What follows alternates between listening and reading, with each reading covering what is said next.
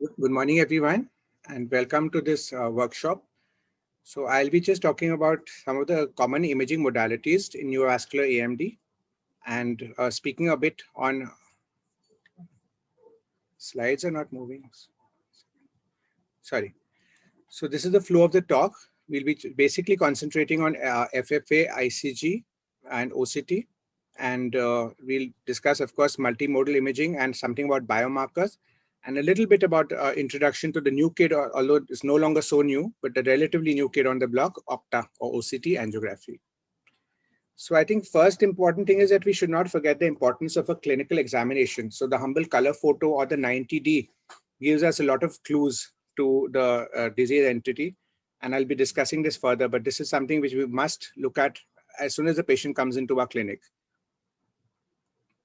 So role of imaging, of course, is to diagnose the AME, define activity, recognize the variants like RAP, PCV, formulate management protocol, reassess non-responders. So these are even more important to image the patients who don't do so well and to decide the cessation of the treatment.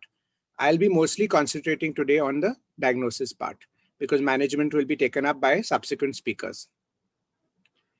So classically, the dye-based angiography is what we used. Fluorescent angiography is, of course, the gold standard, shows leakage through the abnormal endothelium of the CNV and staining of additional tissue of RP. And it's useful for diagnosing AMD, especially in cases where there may be uveitis scars. Along with that, there may be CSR or diabetic retinopathy because you can have multiple entities. So this helps us distinguish the lesions from each other and very useful for type 3 CNVM. So these are the characteristics. You can see hard drusen, soft drusen, geographic atrophy, and the CNV. Let's see a few examples. The classic CNVM is characteristic by the lacy network. So you can see this lacy network coming up on the FFA. And where the RP is defective, you will have a window defect. The occult CNVM is a different pattern. It presents with a stippled hyperfluorescence, as you can see in this case.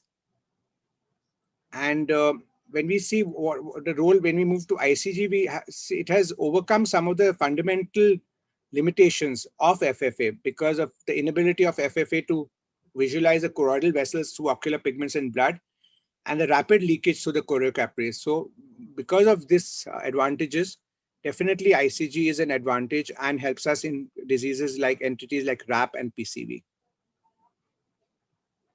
So in classic CNVM, like we said, it's not really needed, but in occult, ideally, it should be done. Of course, now we have non-invasive modalities, so this can be discussed among the panel about how often it should be done. But I would recommend maybe non-responders where we suspect PCV RAP or patients with large subretinal hemorrhage where the lesions may not be seen otherwise. These are some cases where we do even now do ICG angiography. This is the most useful part of it. You can see the polyps beautifully on the ICG angiography. And these are some of the clinical features which will make you suspect the polyps. And this is the ICG done for it. When you have polyps, you can see them typically in the early phase, and in the late phase, they generally fade away, as you can see in this picture. And it is not meant, of course, to replace FFA. The ICG and FFA normally are done simultaneously, especially using the Heidelberg system. So it provides a complementary information, and naturally multimodal imaging and synergy is the best part.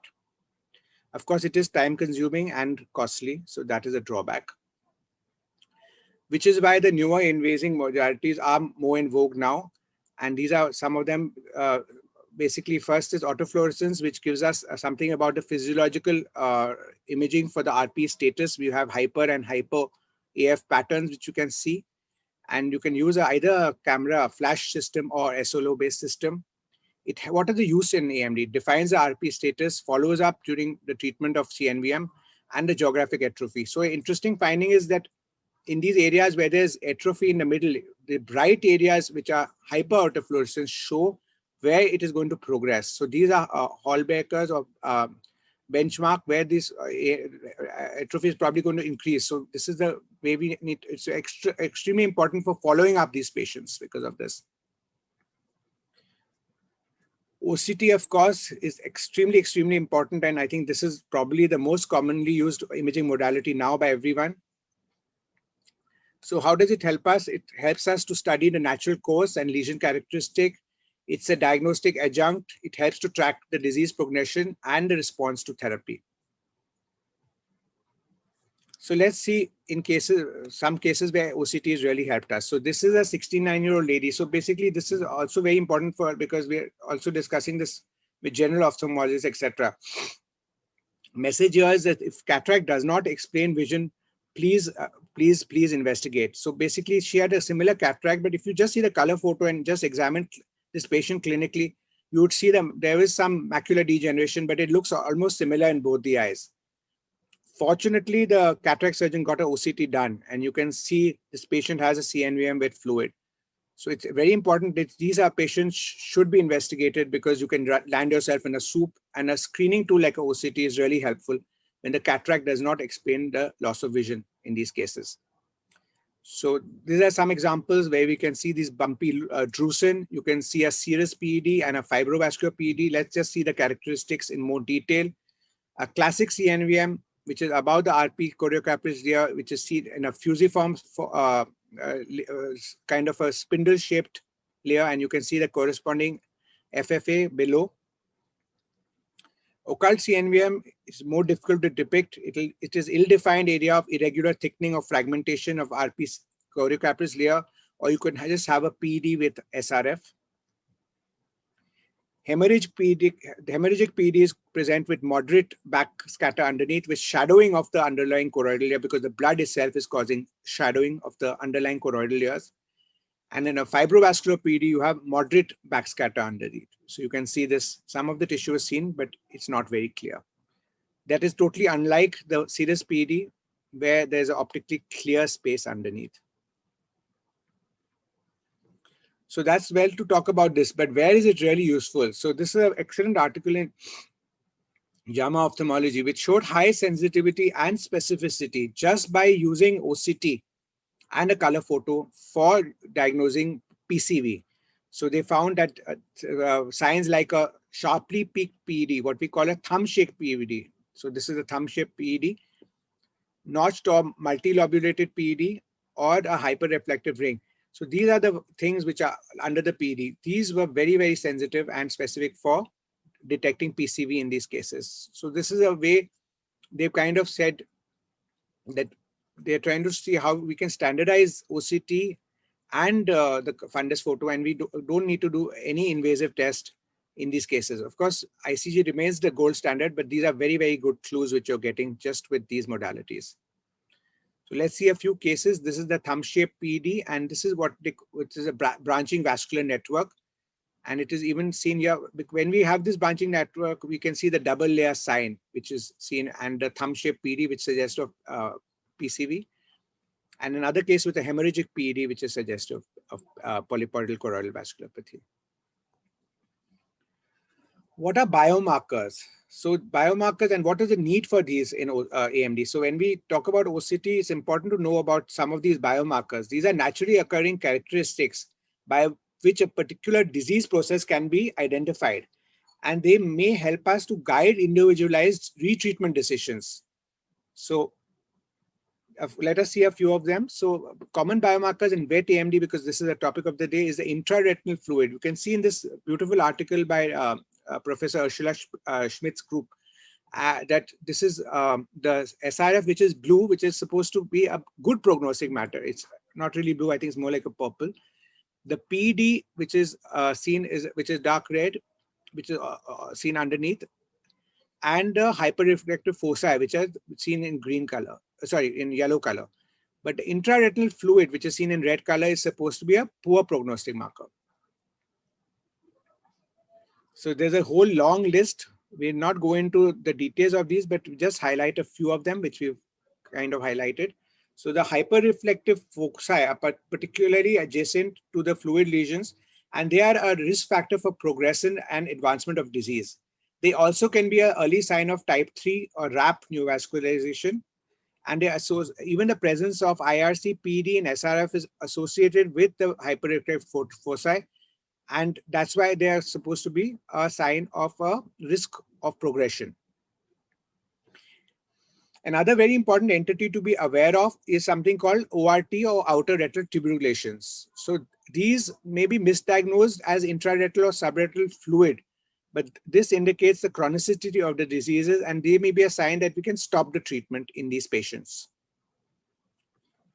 SHREM or subreflective retinal hyperreflective material normally associated with active CNV lesion, including subretinal hemorrhage, lipid or fluid, and it can be a predictive factor for non-responders. So these are basically the biomarkers, and we've seen these are going to have some prognostic value. We move on to OCTA. Why do we need OCTA? It gives us a 3D resolution, and the best part is it is depth encoded. So without a dye, we are getting to know the vasculature, and we are getting to know it layer by layer. It's especially useful for the type 1 CNV. You can see how beautifully the type 1 CNVMs are seen on OCTA. You actually see exactly what you're dealing with rather than just a fuzzy hyperfluorescence, and it helps us to assess the response to therapy. So there are a lot of articles. Please use your imagination. There's this Medusa head, sea fan, prune tree, etc. So these are the patterns which have been described, and these are some of the commonly seen patterns in the patients. And they have found that there's a lot of correspondence in patients between the CNV identified on OCTA and that on conventional multimodal imaging. So back to PCV. So basically PCV was an entity where it was found that there was a lot of discussion on Octa not being very useful. And in fact, I've shown the humble OCT also to be very useful. But with a little bit of time spent, there are some of the cases where we find that we see beautiful things like the BVN nicely on using OCTA.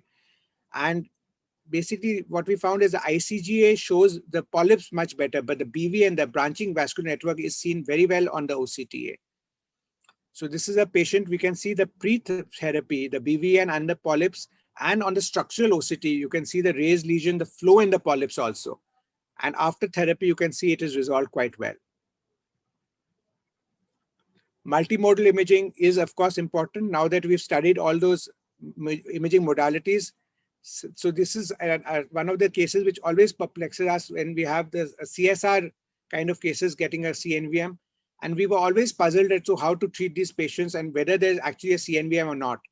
But now when we do a OCTA, the CNVM becomes clear to see. So I think that is really, really helpful in these cases.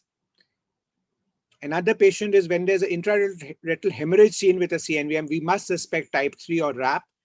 And this is the neovascularization in the form of a retinal anastomosis. And you can see the hotspot on very nicely on the ICG. And you can see the intraretinal hyperreflective tissue, and the connection on the structural OCT. And this is how it correlates to the anatomy.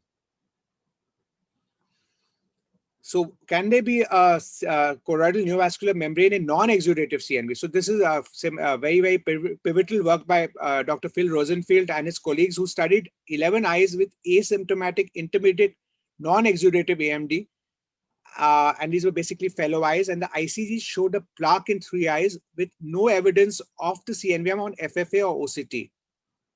And what is very interesting is the Swepsos OCTA showed blood flow in cases of these presumed drusen, and the blood flow was resembling this. You can see beautifully this is highlighted in a different color, this pink color CNVM. So the point now is whether should these be treated or not. So there's a lot of debate going on about this question currently. Could they be precursors of more aggressive form, warrant a closer follow-up? Or could they be providing nutritional support for the overlying RP and photoreceptors? So that's something which can be discussed and debated. To conclude, these FFA, ICG, OCT are extremely important for diagnosis and managing neovascular AMD. The multimodal imaging approach is the way forward. Clinical exam is still important, and OCTA, of course, has a lot of applications in the future. Thank you.